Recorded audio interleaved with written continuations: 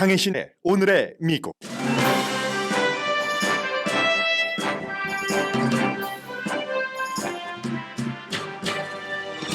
부산 방문 중 괴한의 흉기에 목을 찔린 이재명 더불어민주당 대표는 서울대학병원에서 수술 후 회복 중이라고 더불어민주당이 발표했습니다. 살인 미수 혐의로 기소된 66세의 용의자는 살해 의도를 밝혔지만 살해 동기 수사에는 비협조적인 것으로 알려졌습니다. 미국 언론도 이번 사건을 자세히 보도합니다. 미국을 포함한 세계 언론은 이번 사건 보도에 한국의 선거판, 이재명 대표와 윤석열 대통령의 오점 등도 담고 있습니다. 일본 하네다 공항 활주로에서 저펜 에어라인과 일본 해양경비대 소속 항공기가 충돌해 5명이 사망한 사건은 현재 미국 방송의 탑뉴스입니다. 민간 항공기 탑승객 전원이 불길 속에서 안전하게 대피한 것은 기적이지만 하루 전에 발생한 지진 피해 지원을 하기 위해 동원된 해안경비대원들은 조종사를 빼고 전원 숨졌습니다. 뉴욕에서는 코닥 센터에서 새해 맞이 공연이 끝나고 발생한 자동차 충돌 사고가 국내 테러일 가능성에 대해 수사 중입니다. 드론 배달이 10년 이상 노력한 결실을 맺어 2024년 올해에는 획기적인 해가 될 것으로 예상됩니다. 음식, 약 등이 30분 안에 배달될 수 있고 배달 트럭의 소음과 공기 오염은 줄어들 수 있다는 게 전문가의 예상입니다. 인공지능을 활용하면 건강보험 쇼핑이 수월할 수 있다고 악시오스가 보도했습니다. 기술, 트렌드, 인기 있는 주제에 대한 주식 인기가 강해지면서 다소 난해한 주제에 대한 투자도 늘어납니다. 대마초, K-팝 등의 일종의 테마주인데 일반인들은 피해를 보는 아이템이기도 합니다. 화려한 결혼식과 재즈, 할아버지 스타일, 배드민턴 등이 2024년도 트렌드가 될 것으로 보입니다. 85%의 이스라엘 사람들은 벤자민 네탄야후 총리가 전쟁이 끝나면 물러나길 원합니다. 그의 답은 나는 아무 데도 가지 않는다입니다. 여러분 안녕하십니까? 새해 복 많이 받으십시오. 오늘 1월 2일이지만 오늘부터 이제 올해 하루 쉬신 분들이 많으시고 저도 조금 어제 방송은 했지만 많이 쉬었더니 새해 첫날 정규 방송부터 발음이 꼬이네요. 오늘부터 일하시는 분들이 상당히 많으실 텐데 여러분들 그 새해 한 해에는 여러 가지 물론 어려움들도 있겠죠. 그러나 그 모든 어려움이 여러분께서 감당할 수 있는 정도의 어려움이길 바라면서 그 밖에는 건강하시고 해피하시기 바랍니다. 그런데 첫 번째 뉴스는 해피하지 않은 뉴스를 전해드리게 됐습니다. 이 내용은 뭐 한국 분들이라면 한국 뉴스를 통해서 다 알고 계시겠지만 미국에서 세계에서 어떻게 보도하느냐에 초점을 맞춰서 전하겠습니다. 물론 아직까지는 미국에서 하네다 공항에서의 해안경비대의 항공기와 저펜 에어라인, 한국 분들도 많이 이용하시는 저펜 에어라인 항공기가 충돌을 해서 사람이 다치고 한 그 사건에 초점을 맞추지만 다른 그 나라의 뉴스에서 이재명 더불어민주당 대표가 칼을 맞은 거죠, 목에. 그 뉴스 굉장히 자세히 보도를 하고 있습니다. 신문, 방송 마찬가지입니다. 그 내용부터 좀 전해드리겠습니다. 이건 이제 이재명 대표에 대한 공격받은 그 사건에서 끝나는 게 아니라 한국 정치인에 대한 보안, 또 지금의 한국에 이런 일이 일어날 수밖에 없는 정치 환경, 한국 정치의 비리, 피해자인 이번에 이재명 대표부터 피해자이긴 하지만 또 여러 가지 수사를 받고 있는 것, 윤석열 대통령과 김건희 여사, 이 모든 것들을 한꺼번에 쭉 총정리를 해주고 있습니다. 이 같은 보도를 보고 있으면 한국 보도를 통해서 전해질 때는 뭐 늘 그렇지 미국 정치도 깜깜하고 굉장히 추잡하고 하는데 생각을 하다가 미국이라는 또 영국이라는 나라에서 한국에 대해서 쭉 이렇게 보도하는 것을 보면 결코 정치 분야에 있어서는 선진국이 아니라는 것이 느껴지기도 합니다. 걱정되기도 하고요. 오늘 그 내용부터 전해드립니다. 한국 시간으로 어제 오전이었고 로스앤젤레스 시간으로 오후였습니다. 부산항 건설 현장을 이제 방문을 한 거죠. 그게 이제 시작이 문재인 대통령 때부터 됐었던 거고 부산은 알고 계시는 것처럼 보수 성향이 많고 그러면 이제 이재명 대표가 새해에 처음에 행보를 그것으로 한 이유를 너무 잘 아시겠죠. 그래서 이제 미국을 포함해서 세계에서 바로 그 이재명 대표가 목에 흉기로 칼로 찔린 그 장면을 전부 비디오를 전부 이제 링크를 해 놓고 있습니다. 걸어가는 도중에 기자들이 많이 모여 있는데 뭐 이런저런 기자들이 질문을 하고 이재명 대표가 답을 하는데 갑자기 누군가가 가해자가 66세 다가와서 그리고는 이제 이재명 대표가 쓰러지죠. 누군가가 수건 같은 것으로 지혈을 하는 거죠. 목을 누르고 그리고는 이제 그 부산병원에 갔다가 서울대학병원으로 옮겨져서 2시간 동안 수술을 하고 의식이 있고 회복 중이라는 게 그 사건입니다. 온라인에서 구입을 한 18cm 칼로 그냥 돌진을 했는데 현장에서 사람들이 워낙 많았으니까 그를 제압을 했고 지지자인 것처럼 가장을 했잖아요. 미국에서는 크라운을 쓰고 있었다라고 하는데 그 띠를 두르고 머리띠를 두르고 있었다는 거죠. 뭐 나는 이재명입니다. 마치 그 이재명 그 대표를 지지하는 것과 같은 그리고 그 전에 이재명 대통령의 다른 지역에 방문해도 이 사람이 이제 카메라에 잡혔었고요. 당연히 살인 미수 혐의로 기소가 됐고 지금은 이제 불기소 그 입건해서 조사 중이지만 오늘 안으로 아마 뭐 입건을 할 수도 있겠고요. 살해 의도가 있었다고 얘기를 하는데 그다음에 구체적인 것에 대해서는 잘 수사에 비협조적이다 하는 게 뭐 미국 언론의 보도입니다. 미국 언론도 한국에서 활동하고 있는 뭐 한국계 미국 기자도 있고 미국계 미국 기자도 있고 하는데 전체적으로 전부 보도를 하고 있는데 이게 너무 환한 때 있었던 일이기 때문에 한국 국민들에게 충격이고 그리고 이제 뭐 이재명 대표를 중심으로 한 그 주변에서는 또 윤석열 그 대통령을 포함해서 너무 이 뭐 정치를 적을 두고 하는 정치인 것처럼 하니까 사람들의 정치 환경을 이렇게 아주 독하게 만들어서 이 같은 일이 일어난다고 비난하는 사람들도 이미 있다고 얘기를 하고 윤석열 대통령 측에서는 이건 명백한 민주주의 파괴다. 이 파괴를 용납해서는 안 된다. 이런 이제 성명 내놨고 그리고 이제 헬기를 빨리 이제 지원을 해서 이재명 대표를 좀 안전하게 치료를 받을 수 있게 했고 이제부터 이제 미국 사람들과 영국의 BBC 방송을 포함해서 이재명 더불어민주당 대표와 일단은 그 생명에는 전혀 지장이 없으니까요. 윤석열 대통령과 얽힌 온갖 정치적인 모든 것들을 그냥 다 토해냅니다. 해외 언론에서 미국의 뉴욕타임즈, CNN 그리고 무슨 통신들 전부고요. 영국의 BBC 방송을 포함해서 심지어 가장 최근에 생긴 미국 매체인 메신저라는 것도 굉장히 자세히 보도를 합니다. 59세 인천 국회의원이 된 과정은 여러분들 다 아시고요. 송영길 대표 자리였던 그리고 2022년도 대선에서 굉장히 작은 0.73% 득표율 차이로 패배했고 역사상 가장 치열한 대통령 선거였고 2027년도 이재명 대표가 대선에 다시 출마할 것으로 예상을 하고 있고 그런 내용도 보도를 합니다. 가난한 환경에서 자라서 민권 그 변호사를 했고 그 본인이 자라난 그 노동계층 그 여러 가지 때문에 불평등에 맞서서 싸우고 싶은 마음에 정치에 참여하게 됐다. 이런 얘기를 하고 났는데 그리고 이제 그렇게 아깝게 졌는데 2022년도에 그 진 뒤에는 본인 자신이 부패와 배임 혐의 등으로 기소가 됐다. 성남이 인구가 한 100만 명 됩니다.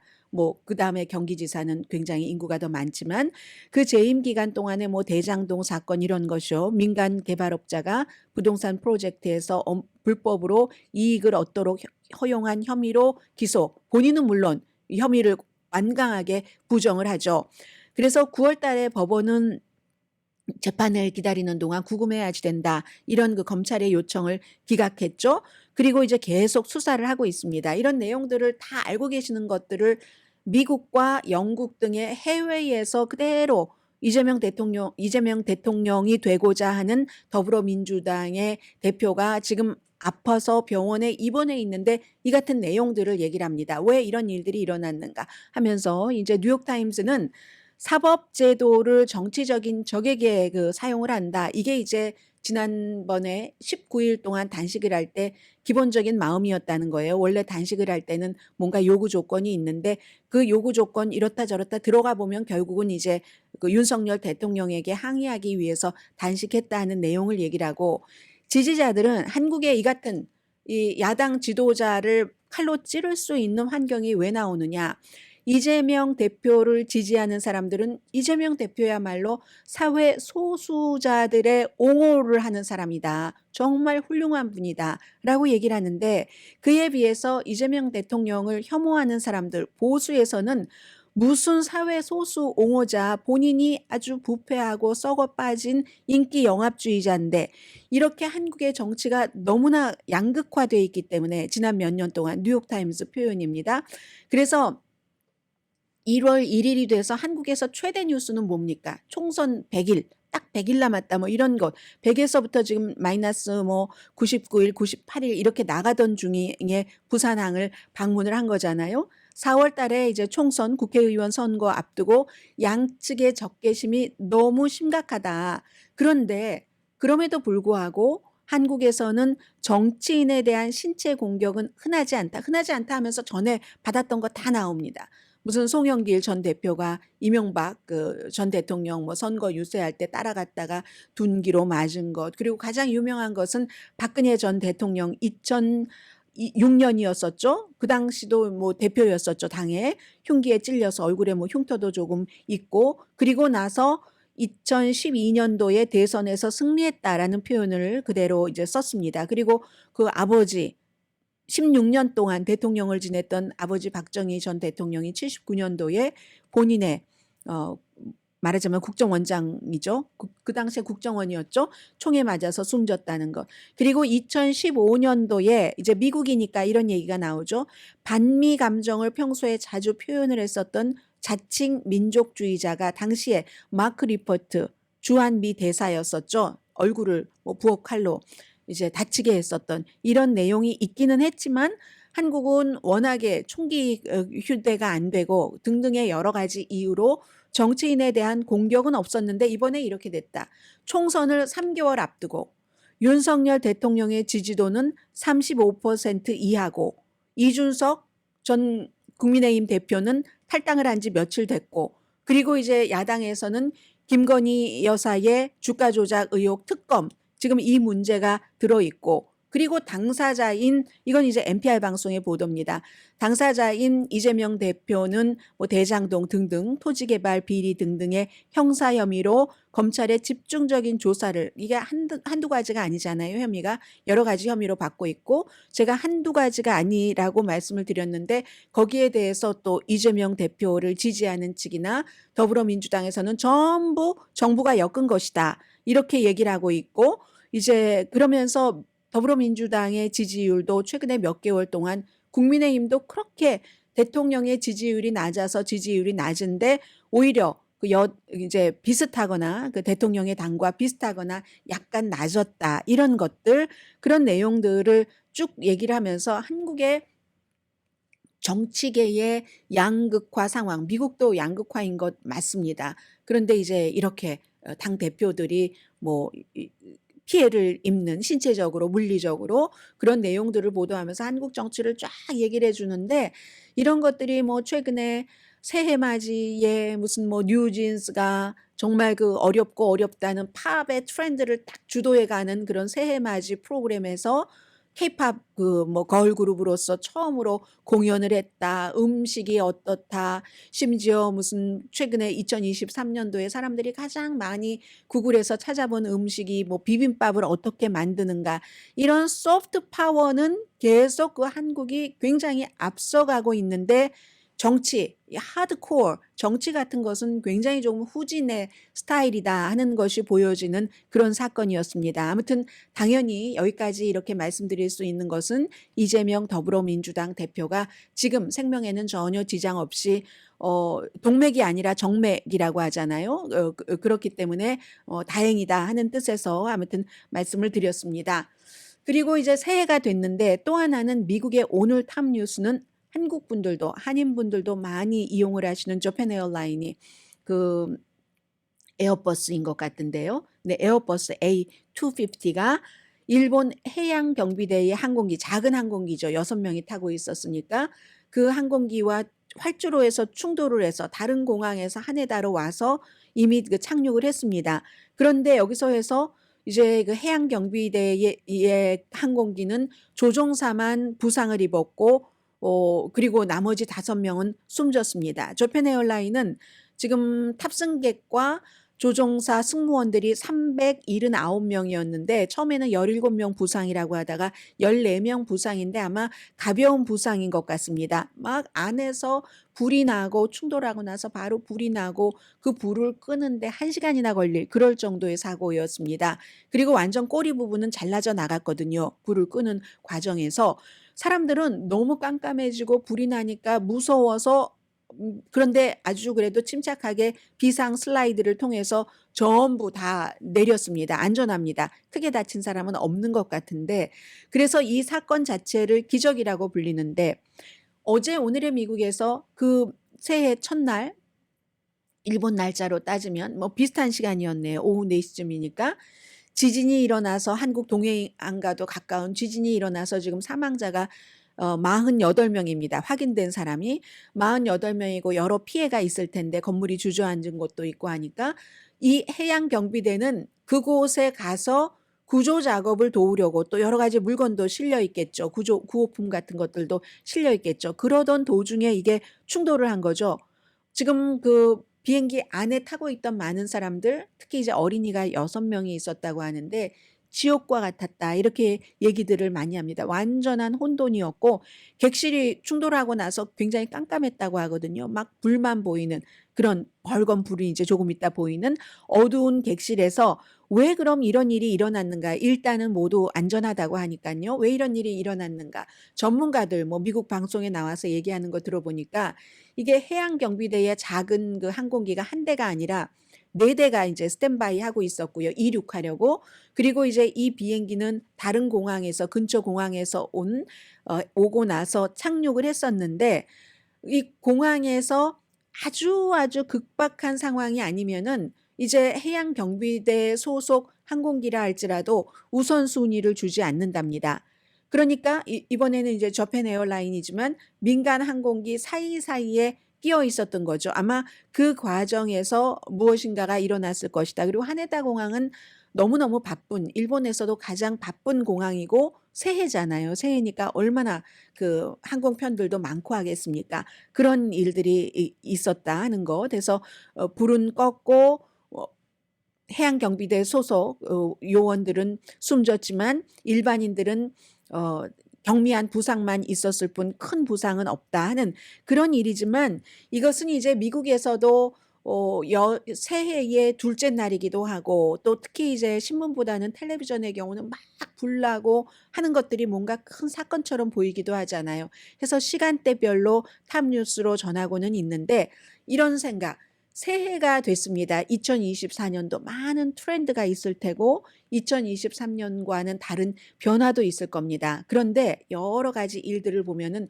야, 이제 매사에 준비를 해야지 되겠구나. 이 하네다 공항의 비행기 그 사고에서 이제 살아남은 그런 사람들이 전부 하는 얘기가 야, 앞으로는 비행기를 탈 때 대피 훈련 같은 것을 대피 훈련을 미리 타기 전에 그런 생각을 개념을 좀 갖고 있어야지 될 것 같다. 다행히 400여 명이 되는 사람들이 그래도 컴컴해지고 하는데 그 안에서 무너지지 않고 아무도 크게 다치지 않고 그 슬라이드를 타고 내려올 수 있었다는 것은 그만큼 이제 승무원들도 잘했을 테고요. 뭔가 완전히 뒤죽박죽 될 수 있는 상황이잖아요. 그래서 모든 상황을 2024년도 정치적인 거, 경제, 문화, 사회, 특히 이제 건강이라든가 재정적인 것도 내가 컨트롤할 수 있는 것은 없습니다.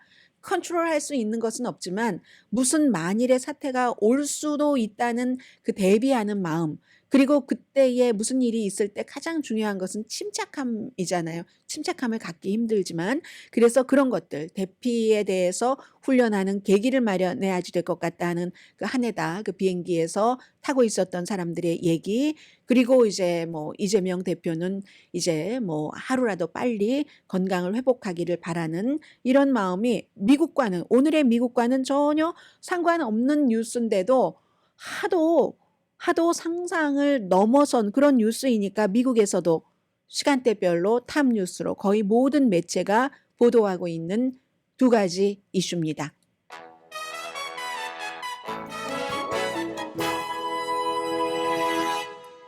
잠시 뒤에는 오늘 좀 웬만하면은 정치 뉴스는 안 하려고 합니다. 그저 뭐 헤드라인 정도로 꼭 말씀드려야지 될 것은 말씀드리겠고 잠시 뒤에는 2024년도 추세를 전해드리겠습니다. 라디오 서울 방송 오늘의 미국 듣고 계십니다. 네, 올해 여러분들 이 경험 하실까요? 하지 않으실까요? 저는 테스트 삼아 한번 해볼까 하는 생각도 드는데요. 드론 배달이 하루아침에 된 건 아니고 10년 이상 열심히 노력하고 누군가 선두주자가 사업에서의 선두주자는 돈을 쓰는 사람입니다. 돈을 버는 사람이 아니라 그런 노력을 해서 이제 결실을 맺어서 올해는 획기적인 해가 될 것이다. 이런 많은 전문가들이 예상을 하는데 음식이라든가 뭐 약 배달이야 우리가 뭐 대강 들어서 알고 있는데 음식도 드론으로 피자 배달하잖아요. 그런데 30분 안에 배달하니까 뭐 자동차로 트래픽 있는 곳으로 오는 것보다는 오히려 더 식지 않을 것 같다. 뭐 이런 생각도 드네요. 그리고 또 하나 중요한 것은 트럭 배달을 하면은 소음도 많고 또 오염도 굉장히 많은데 그런 건 줄일 수 있다 하는 건데 마침내 이제 이렇게 되는 데는 여러 가지 장애물이 제거됐기 때문에 그렇고 장애물이 제거되는 데는 연방 정부에서 그 제거를 해줘야지 되는 그런 것들도 많이 있습니다. 그러니까 이 여러 가지 장애물이 없어지니까 이제 뭐 음식, 약부터 시작해서 뭔가 또 다른 뭐가 있을까요? 소매업체들, 여러 소매업체들이 드론으로 배달을 조금 더 본격적으로 하기 시작한다는 건데 가정용품을 아무튼 30분 안에 뭐 문 앞에다 둔다고 하니까요. 그래서 어쩌면 이런 얘기를 하는 사람들도 있어요. 여러분이 만약에 손주가 있다면 그 손주는 아니 왜 5파운드짜리 물건을 배달받는데 몇 톤 무게나 되는 그런 그 자동차를 사용하나요? 옛날엔 그랬어요. 그런데 그게 이 자동차가 이 트럭이 하나만 가지고 있는 것은 또 아니니까 그 시대에 맞는 이 시대의 흐름이 있는 거죠. 아무튼 그럴 수도 있다는 겁니다. 그런데 최근까지 민간 드론을 운영하는 사람은 그 드론이 눈으로 볼 수 있는 데까지만 그 눈으로 볼 수 없으면은 그렇게 드론을 장거리로 비행을 하도록 허용을 하지 않았습니다. 그러니까 드론으로 사진을 찍으시는 분들도 본인이 규칙을 안 지키신다면 모르지만 어디 가서 드론으로 사진을 찍을 때도 내 눈으로 드론이 보일 수 있는 뭐 여러 가지 규칙들이 있잖아요. 그래서 그랬는데 그러니까 아예 뭐 그렇게까지 할 필요가 없는 거죠. 사업용으로 확장을 하려면은 너무 비실용적이고 돈도 많이 들고 그런데 그래서 이제 월마트라든가 월그린과 같은 곳은 1마일로 제한을 해줬습니다. 1마일로. 그러면 1마일을 가서 받지 뭐 이렇게 생각하시는 분들도 있지만 사람은 다 상황이 다르기 때문에 내가 자동차가 없다던가 운전을 할 수 없다던가 밖에 나갈 수 없다던가 아니면 그냥 나는 모든 조건이 돼도 안 돼. 여러 가지 상황이 있을 수 있잖아요. 그런데 지난해 가을에 이제 연방항공국이 드론 같은 거 다 관장을 하는데 일부 드론 운영자를 조금씩 승인을 하기 시작했습니다. 그래서 뭐 짚라인이라든가 윙이라든가 아마존 이런 회사들이 드론으로 뭔가를 좀 배송을 할 수 있도록 했죠. 그래서 이제 아마존의 제프 베조스 회장이 우린 드론으로 배달할 거야. 이런 얘기를 처음으로 하기 시작한 게 10년 더 됐습니다. 이제 2024년이니까 2013년도였습니다. 그랬는데 아무튼 그래서 지금까지는 아마존은 캘리포니아주의 로커포드 그리고 텍사스주의 칼리지 스테이션 이곳에서만 드론으로 운영을 하는데 올해에 아마존이 세 번째를 추가를 하고 미국 내에서 캘리포니아와 텍사스 이외에 그리고 이제 유럽에도 두 군데 사이트를 드론으로 배달하는 것을 추가하고 몇 년 동안 이제 어디까지 가다 보면은 그 다음에 쫙 가속도가 붙잖아요. 그래서 우리의 손주들이 아니 왜 5파운드짜리를 봤는데 몇 톤짜리 트럭이 움직여야지 돼? 이런 얘기가 나온다는 겁니다. 그래서 올해는 아마존은 조금 더 뭔가를 그 네트워크를 통합을 해서 소리도 조금 덜 나는 그런 그 드론으로 배송을 한다고 하거든요. 아무튼 더 여러 품목에 따라서 빨리 배달을 받을 수도 있다. 뭐 요즘 이런 것 있잖아요. 몇 시 전까지 주문하면 오늘 밤에 배달해 준다. 요즘 뭐 아마존은 뭐 홀푸드 것까지 다 배달해 주고 샴푸 하나도 배달해 주고 하잖아요. 그런 일들. 드론이 있어서 이제 더 쉽게 될 수도 있다는 거고 집 라인이라는 게 원래는 이 짚라인이라는 회사는 아마존과는 달리 저쪽 뭔가 이제 자동차가 들어가지 못하고 하는 오지 같은데 근데 가장 필요한 약 같은 거 아프리카가 되겠죠. 그런 곳에 배달을 하기 시작한 회사인데 아프리카에서 시작해서 이게 좀 견디고 시간이 지나니까 미국 내로 그 범위를 확 그 올린다는 겁니다.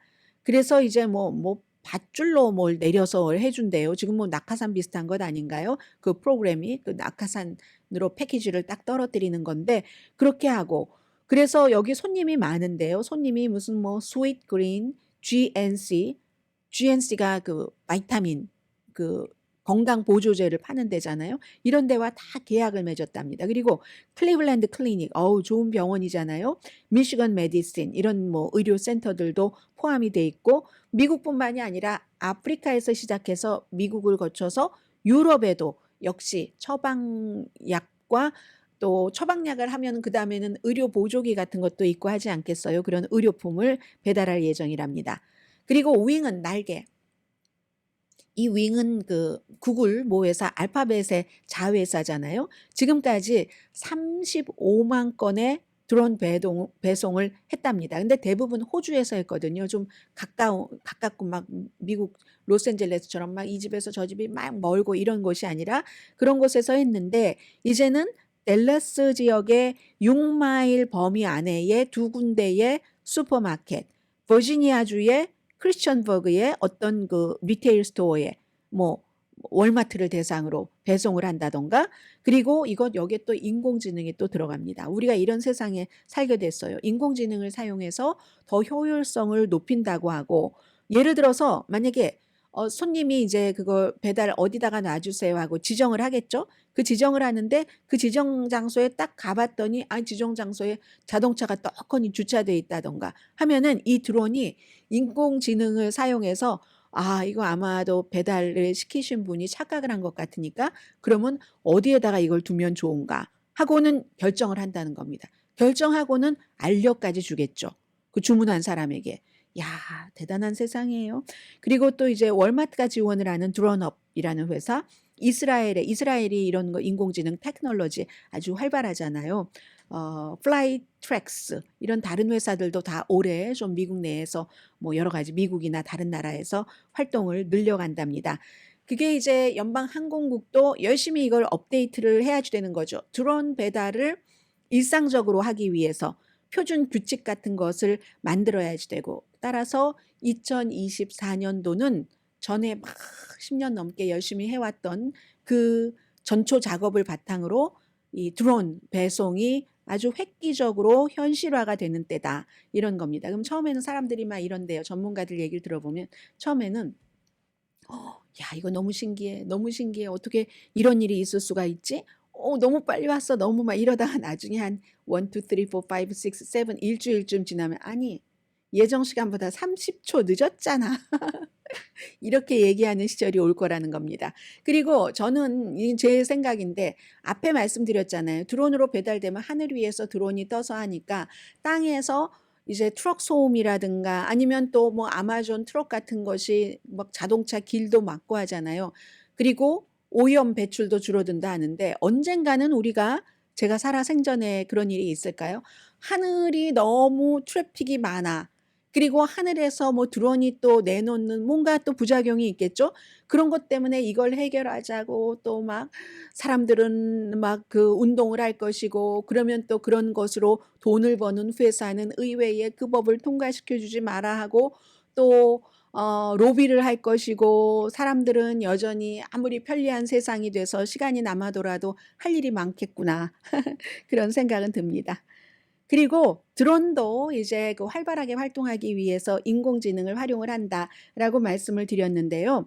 인공지능을 활용을 해서 지금 그 건강보험 쇼핑이 좀 쉬워질 수 있다. 이것도 다 단계가 있어서요. 지금까지는 제가 이 기사를 악시오스 기사인데 쭉 읽어보니까 지금까지는 인공지능을 활용을 해서 건강보험에 대한 여러 가지를 응용을 하는 게 일반인들보다는 왜 저희 라디오 서울 방송에 나와서도 여러 가지를 설명해 주시는 전문가분들 계시잖아요. 건강보험에 대해서. 그런 분들에게 많이 해당이 되겠다라는 생각이 들거든요. 그러다가 시간이 지나면 일반인들도 검색을 해서 내가 모든 것을 다 알고 있지는 않으니까 중간에 이제 중개인, 건강보험에 관한 중개인에게 설명을 듣되 내가 더 많이 알면 그분을 더 자극해서 더 좋은 돈은 조금 내고 더 좋은 혜택을 받을 수 있는 그런 시대가 오는 거구나. 아무튼 인공지능이라는 것을 활용하지 않으면은 이제는 손해보고 사는 시대가 되겠구나 하는 그런 느낌을 받았습니다. 일부 회사들이 회사 차원에서 뭐 저희 회사도 직원들 건강보험 있잖아요. 이제 회사들은 가끔 보험회사를 바꾸죠. 여러 가지 이유로. 그럴 때 인공지능을 활용을 하면은 건강보험 쇼핑이 훨씬 쉽고 효율적이고 뭐 그렇게 된다는 얘기입니다. 근데 보통 사람들은 건강보험이 더 뭐 좀 좋은 것도 있는데 잘 모르고 불안하기도 하고 하니까 계속 이제 똑같은 걸 하잖아요. 더 쌀 수도 있는데도 뭐 어렵고 부담스럽고 뭔가 잘못되면 현상 유지가 낫지 이런 생각에. 그런데 인공지능 이후에는 이제 현상 유지 이렇게 가서는 손해 보는 사람이 된다는 거예요. 실질적으로 개인 그 메디케어 어드밴티지 플랜 저희 라디오 서울에 나오셔서 뭐 수잔정 이런 분들께서도 많이 설명을 해 주시던데 이 메디케어 어드밴티지 플랜이라든가 어포러블 케어 액트 오바마 케어죠. 이런 그 마켓플레이스에서 인공지능을 사용하면 굉장히 유용하답니다. 본인의 상황을 넣고 그러면 이제 쫙 그 예를 들어서 뭔가를 해 주잖아요. 그럼 내가 그것만 대강 보더라도 또 이제 전문가가 설명을 해줄 때 훨씬 잘 이해를 해서 판단하기가 쉬워지겠죠. 결정하기가 쉬워지겠죠. 그런 일들. 최근에 몇 년 동안 메디케어 어드밴티지 플랜의 숫자가 이제 43개로 2배 정도가 늘어났다고 하거든요. 그런데도 여전히 옛날 것을 갖고 계시는 분들 요즘 설명 들으면 이게 더 좋아요 하고 바꾸세요라고 하는데 미적미적 마음을 두고 계신 그런 분들도 많이 계시잖아요. 왜냐하면 인공지능은 왜 좀 활용을 해야지 되느냐. 인간이 아무리 똑똑한 사람이 할 수 있는 것의 몇만 배 이상의 정보를 순간에 정말 퀵 해서 쫙 모아서 이걸 분석을 쫙 해서 합리적인 답을 딱 내놓잖아요. 물론 안 그런 것도 있을 수 있습니다. 마음이 들어가야지 된다던가 maybe someday in the future에는 인공지능이 그걸 갖게 될지도 모르겠고 그걸 인간들은 두려워하는 거지만 아무튼 기본적인 정보를 딱 수집을 해서 그 데이터를 사용을 해서 최상의 보험 옵션을 쫙 여러분들께 이 대기를 시켜 드린다는 겁니다. 그래서 환상적이다 이런 표현까지 쓰고 있는데 항상 말씀드린 것처럼 지금 같아서는 심리적인 이해 이 부분이 없으니까 그러니까 이제 그런 것들을 나도 이제 이렇게 인공지능과 조금 친해지면서 나의 전문가에게 또 그 심리적인 부분은 맡겨드리고 이런 겁니다. 그래서 실제적으로 메디케어 어드밴티지 프로그램 같은 경우는 인공지능 기반에서 쫙 뭐를 사용을 해보면 몇백 달러까지 절약을 하면서도 의료 혜택은 훨씬 좋을 수 있다. 뭐 이런 것, 그런 것이 이제 또 하나의 2024년도 추세이기도 하고요. 그리고 2024년도는 인공지능과 관련해서 저작권법 이게 막 충돌하는 그런 해가 될 것이다. 전쟁터다. 인공지능 저작권법의 전쟁터다라고 얘기를 하는데 왜 몇 주일 전에 제가 여러분들께 뉴욕타임스가 마이크로소프트 오픈 AI를 상대로서 우리 자료를 갖다가 쫙 그냥 복사를 해가더라. 카피 페이스트를 하더라. 복사하고 나서 여기다 옮기는 게 뭐죠? 복사하고 붙이는 거, 복사, 붙이기를 하더라. 다른 데 것도 많이 하지만 특히 뉴욕타임스 우리 것을 굉장히 많이 하더라. 왜 그렇겠어요? 좋으니까 그러는 겁니다. 인공지능이. 뉴욕타임스가 좋으니까. 뉴욕타임스 좋은 신문이에요. 아주 훌륭한 신문이죠. 아주 수준 높은 신문이죠. 그래서 이제 그렇게 하는 것에 대해서 소송을 했잖아요. 그래서 여기에 대한 이제 법원에서 어떻게 무엇인가를 내놓을까? 이것도 2024년도에 굉장히 중요한 이슈고요. 그런데 제가 그날 말씀드리지 못한 게 있습니다. 저는 이 뉴욕타임스가 챗GPT를 만든 인공지능 오픈 AI와 오픈 AI에 뭐 100억 달러 이상을 투자한 마이크로소프트를 저작권법 이것으로 고소를 했다라고는 전해드렸는데 근데요, 그때 제가 웃었던 게 속으로 뉴스 준비하면서 그 고소는 했는데 뉴욕타임스도 인공지능에 대한 의존도를 엄청 높이려고 어느 언론 매체보다 가장 빨리 연봉 20만 달러 이상의 인공지능을 잘 활용할 수 있는 전문가를 하이어한 신문이라는 것. 그러니까 뉴욕타임스가 인공지능을 고소를 하는 뉴욕타임스가 되었건 일반 건강보험에 대해서 좋은 프로그램을 찾는 사람이 되었건 2024년도 올해 이후에는 인공지능과 우리는 떨어질 수가 없는 관계다. 자, 여기까지 전해드리고요. 잠시 뒤에 뭐 돈과 관련된 뭐 뉴스가 될까요? 보도해드립니다.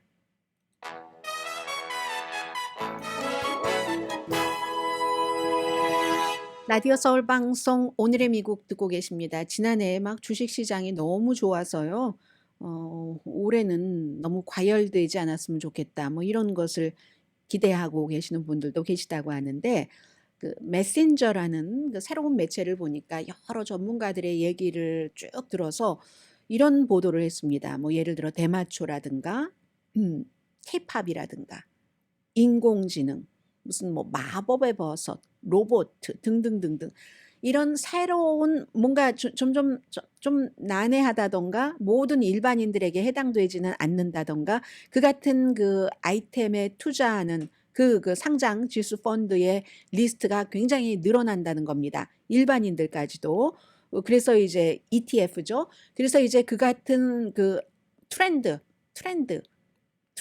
트렌드는 뭐 기술주에 많고요. 나스닥에 많고 그런 인기 있는 아주 반짝반짝 막 떠오르는 그런 주제를 기반으로 한 주식시장에 투자하시는 분들이 굉장히 많은데 그냥 간단히만 말씀을 드리겠습니다. K-팝, 뭐 코리안 엔터테인먼트 아니면 무슨 뭐 저에게도 익숙하지 않은 뭐 그런 여러 가지 뭐 회사들 이름들이 나오거든요. 그래서 실생활에서는 사람들이 그 특정 분야의 사람들은 잘 알고 있지만 잘 모르는데 어머 이게 굉장히 지금 트렌디해. 어떠한 추세야. 이렇게 해서 투자들을 막 하는데 전문가들은요. 그 한 가지 이게 굉장히 위험하다고도 얘기를 합니다. 이게 아주 팍 꺼지기 전에 아주 짧은 시간에 반짝하기 때문에 아는 사람은 알지만 일반 투자가들은 이런 새로운 것 막 혜성처럼 등장하고 그랬던 것에 대해서는 손실이 굉장히 많다는 거거든요. 그리고 시기를 잘못된 시기에 들어가잖아요. 일반인들은 알고 들어가는 사람들은 상관없지만 글쎄 주식시장에서 다 안다는 게 의미가 있는지는 모르겠습니다만은 잘못된 시기에 이 같은 그 ETF에 들어가고 또 잘못된 시기에 빠져나가기 때문에 전통적인 그런 전통적인 것에서는 뭐 예를 들어서 그 수익률이 뭐 한 7.35% 됐다 하면 같은 기간에 이런 아주 화끈하게 테마 펀드 같은 데는 뭐 3분의 1도 안 되는 한 2.4% 수익 이 정도 있다고 하거든요. 뭐 마이너스는 아니니까 다행이긴 하지만 뭐 최근에 것을 본 겁니다. 그래서 항상 떠오르는 스타를 잡아라 할 때 일반인들에게 다 해당되지는 않는다는 겁니다. 제가 지금 주식을 말씀을 드리고 있습니다만 그게 뭐 주식에 투자해서 뭐 여러분들 떼부자 되세요 하는 뜻에서 말씀드리는 게 아니라 미국에서 어느 정도 은퇴한 뒤에 안정을 찾고 뭐 부도 조금 세이빙도 하고 하려면 뭐 여러 가지 그 분산 투자 뭐 캐시도 조금 있으면 좋고 주식도 조금 있으면 좋고 집도 있으면 좋고 그런 기본적인 뜻에서 여러분들께 말씀을 드린 겁니다. 자, 오늘 2024년도 둘째 날이기 때문에 트렌드 이어갑니다. 화려한 결혼식과 재즈, 할아버지 스타일, 그 밖에도 많습니다. 뭐 배드민턴 등등이 2024년도에 트렌드가 될 것으로 보인답니다. 이건 어디서 있냐면요. 가끔 인터넷을 이렇게 서핑하시다 보면은 그 핀트레스트라는 그런 그 웹사이트 사진 막 쫙 이렇게 내보내고 하는 그런 사이트가 있잖아요. 이런 사이트에서 지난 몇 년 동안 계속 사진도 아주 멋져요. 여기 사진은. 그래서 이제 계속 여러 가지를 조사를 트렌드 같은 걸 조사를 했는데 우리가 조사한 거 다 맞다라고 얘기하면서 새해에는 뭐 음악도 있고 패션, 뭐 스포츠, 취미 분야의 트렌드, 새롭게 떠오르는 트렌드입니다. 이건 주식 투자와 상관없는 거예요. 그냥 올해 이렇게 된다더라 하는 건데 그 핀트레스트가 4억 8,200만 명입니다. 사용자가. 그래서 이제 막 수십억 케이스의 검색 같은 것을 분석을 하고 이걸 또 무슨 뭐 패턴을 또 연구를 하고 해서 연례 보고서를 만듭니다. 이미지를 공유하는 사이트잖아요. 소셜 미디어 사이트. 그래서 그 리포트를 보니까 지난 4년 동안 본인들이 예측한 추세의 80%가 사실이 되더라 하면서 올해는 2024년도엔 정말 좀 화려하고 뭐 화끈하고 한 뭐 그루비한 그런 그 웨딩 결혼식이 있을 것이다. 1970년대 하면 디스코잖아요.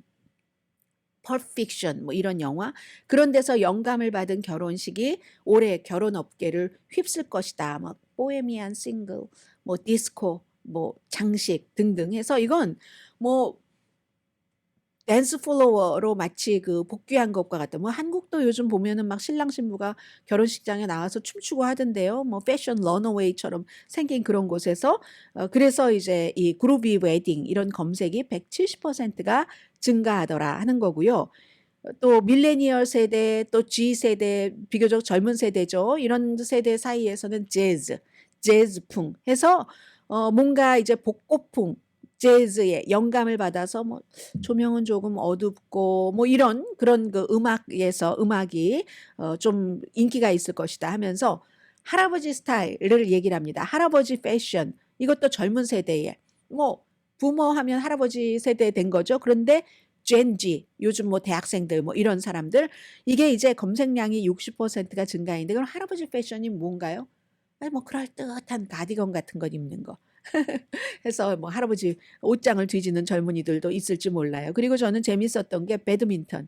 배드민턴이 젊은 세대에서 굉장히 인기가 있어서 배드민턴 복장에서부터 뭐 배드민턴 미학을 얘기를 한대요.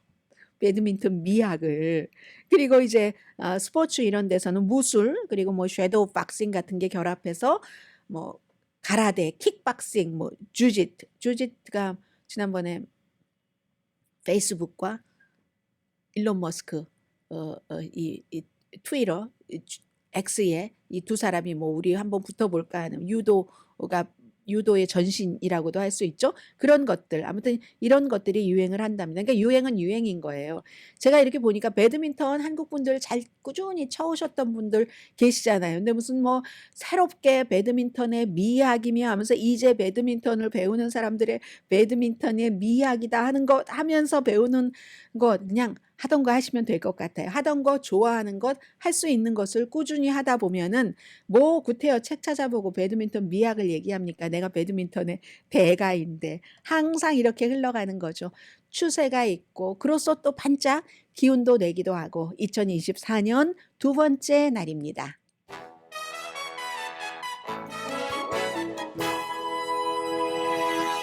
라디오 서울 방송 오늘의 미국 듣고 계십니다. 네, 전부 이제 정치인들이 제자리에 복귀하지 않았기 때문에 뭐 큰 뉴스는 없습니다만 오늘 아마 트럼프 전 대통령은 항소를 할 겁니다. 그 본인이 수정헌법 14조 3항에 의해서 그 어떠한 주에서 특정 주 콜로라도 등 특정 주에서 본인의 이름이 투표용지에 올라갈 수 없다라고 뭐 법원에서 판결을 내렸거나 아니면 뭐 총무처 장관이 했거나 이런 것에 대해서 항소하는 그런 것이고요. 오늘 아침 나온 그 여론조사 결과 보니까 공화당에서는 점점 날이 가면 갈수록 1월 6일 의사당 사건의 책임이 트럼프 전 대통령에게 있다 하는 게 그런 그 생각이 줄어든답니다. 그래서 뭐 얼마 전까지만 하더라도 한 60% 정도는 트럼프 전 대통령이 책임이 있지라고 했는데 지금은 50% 정도까지 내려갔다. 현재로서는 이제 트럼프 전 대통령과 바이든 현 대통령이 후보가 될 가능성이 높고 그런 대결에서 바이든 대통령이 조금 트럼프 전 대통령보다 뒤처지는, 그렇다고 뭐 확고하게 트럼프 승리하는 것은 아니라고 하지만 너무나 올해 선거에는 변수가 많기 때문에 오늘의 미국에서는 뭐 트럼프 전 대통령이 특별히 얼만큼 우위다라고 말씀을 드릴 수 있는 상황이 아닙니다.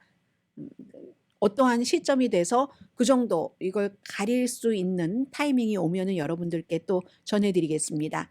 그리고 이것도 바이든 대통령을 인기 없게 하는 또 하나의 이유인데, 이스라엘과 하마스 전쟁에서 이스라엘 사람들이 날이 가면 갈수록 벤자민 네탄야후 현 총리를 싫어해서, 특히 이스라엘 하마스 전쟁 이후에는 더욱 싫어합니다. 지금 이스라엘의 정권은 이스라엘 역사상 가장 보수적인 정권이거든요. 벤자민 네탄야후.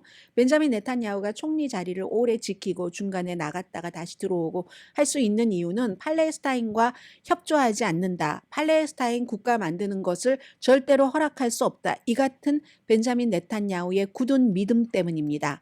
그 굳은 믿음이 이스라엘의 우파를 결집시키고 또 어떤 연정 같은 것을 해서 지금 있는데, 가장 최근의 조사를 보니까요. 12월 25일부터 28일까지 이스라엘 사람 746명을 대상으로 이스라엘 민주주의 연구소가 여론조사를 했더니 참가자의 85%가 하마스와의 전쟁이 끝나면 자리에서 물러나야지 된다라고 얘기를 했습니다.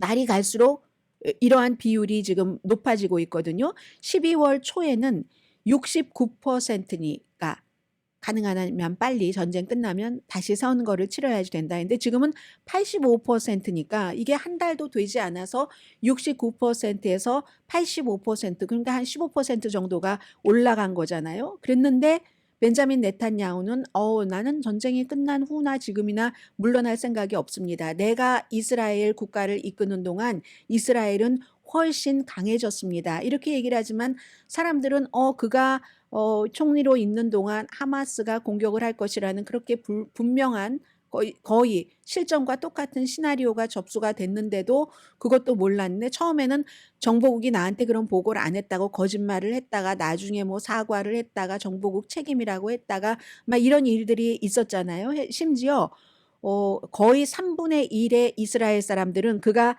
즉시 지금 당장 그 자리에서 물러나야지 된다라고 생각하는데, 그는 아니다. 내가 최고의 총리다라고 얘기를 합니다. 바이든 대통령을 힘들게 하는 이슈이기도 합니다. 네, 2024년도에는 뭔가 잘못한 게 있으면 내가 잘못했다 고 딱 인정하는 것, 남에게 미루지 않는 것 이런 한 해가 됐으면 좋겠어요. 왜냐하면 정치인들이 많이 안 그러더라고요. 내일 뵙겠습니다.